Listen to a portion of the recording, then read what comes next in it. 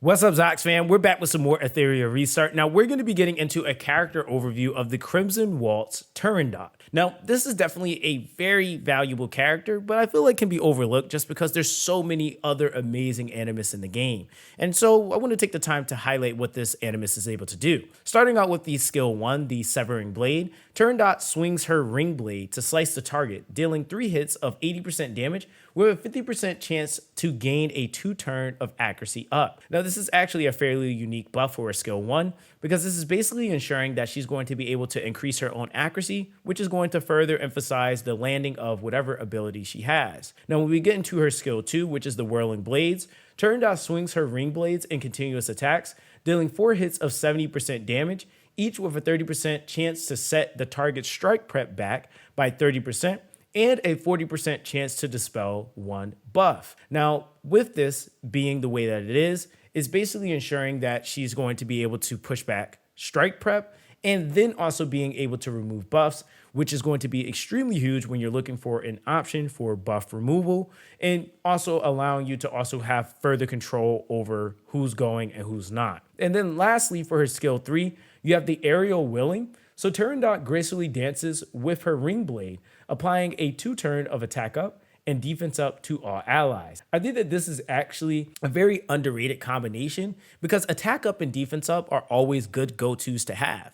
And when you have these things simultaneously happening together, this is making it easy to scale damage dealers' damage, but also making it to where you can further increase the value of their defensive layering so that they don't die as quickly. And even for the supports on the team, it's allowing you to basically make it to where they can apply a little bit more damage, but also making and ensuring that they're even tankier than what they might already be. Now, as far as module recommendations, I feel like Turandot is actually pretty straightforward. You really want her to rotate as much as you possibly can get her to. So Swift Rush on the 12 Matrix bonus is going to be really good with a speed value increase of 35%. You also have sets like the Strive set, which is going to be on an 8 Matrix bonus. So defense plus 10%, and after being attacked, it increases your strike prep by 10%. And then, of course, you have things like the Swift Raid, which you can either substitute that out with Swift Smite, which will give you both the speed increase of 15%, but one will give you the attack increase of 20%. On Swift Smite, you'll actually get an effect accuracy increase of 20%. Now, I would definitely say that you want to consider some of the values that you're actually aiming for when you're looking at, say, for example, your main stats. You can definitely go for things like effect res, HP bonus, and then say like crit rate if you want to emphasize more of the damage. Now, because she is able to give herself a accuracy buff, that would normally be something that you would want to emphasize as a main stat, but she's actually going to be able to give herself a 50% buff. So you really don't have to go too crazy there. Now, I will say that, again, this does emphasize some more of the damage aspects of this character that you can kind of play into, but this character equally can be built more tanky as well. So she can ultimately be built anyway. And so when we're actually looking at substat values that you can aim for, I would say if you're going for obviously the more DPS, then attack, crit rate, obviously speed is going to be really important. And then if you want, you can emphasize a little bit more crit damage. But if you're going for more of the tank, then obviously leaning a little bit more into your HP defense, having some of the effect accuracy and effect res just to prevent any debuffs that are incoming. Now, as far as skill prioritization, I would definitely say starting out with her skill 2 is going to have in the first node an increased damage multiplier to 70%. The second node will increase the effect of strike prep pushback to 30%. The third node will further increase the strike prep setback chance to 30%. And then finally, it will increase the chances of dispelling buffs to 40%. Next will actually be the skill 1, where in the first node, it increases the damage multiplier to 75%.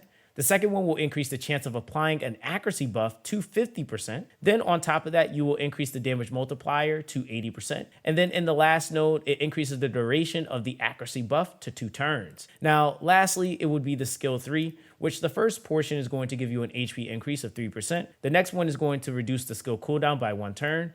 The next one after that is going to be giving you an HP increase of 3%. And then lastly, it reduces the skill cooldown by 1 more turn. Now, as far as shell recommendations, starting off in Shadowrunner, you're going to have the Unbridled Science, Star, Black Flag, Shanghai Jing, Blizzard, Gigabyte, Halloween, Codex of Magic. Now, of course, getting into our infamous pros and cons, starting out with the pros for Turandot, I definitely think that the fact that she can give an attack up and defense up buff in one skill is actually quite lucrative, especially as you're working up and progressing on your account. I also feel like because she's also then able to have an opportunity of pushing back strike prep and then also can dispel buffs, this is also allowing allowing her to fall into a category of characters that really isn't that common. And so this is something that really does define her and allow her to be set apart from a lot of other characters. I think also the fact that she can give herself her own accuracy buff also works in her favor, because then that allows you to kind of lower the stat requirement in your gear so that you can actually focus on other stat values. Now, when we start looking at cons, unfortunately, I feel like when it comes down to attack and defense, this is actually quite a replaceable thing. You can find a many of units that will give you another utility and or value with either attack and or defense. And this is something that I feel like kind of will become one of those things that isn't typically going to be necessary the more later you get into your account. But I still feel like it is going to be an extremely good thing to have, because you never know what new content might come and or what situation this actually might be the perfect combination of a buff that you might need. So that's just kind of food for thought. So with all of that being said, that's basically going to be that. I hope that this was able to give you a better understanding on how the Crimson Wall Turandot works and maybe how you can implement her into your composition. So of course, guys, make sure that you guys comment down below and let me know what you think on this video. And don't forget to like and subscribe so that you don't miss out on more amazing content like this on Etheria Restart. So that's going to be that with this one, guys. Everyone, stay blessed, and I'll catch you guys in the next one.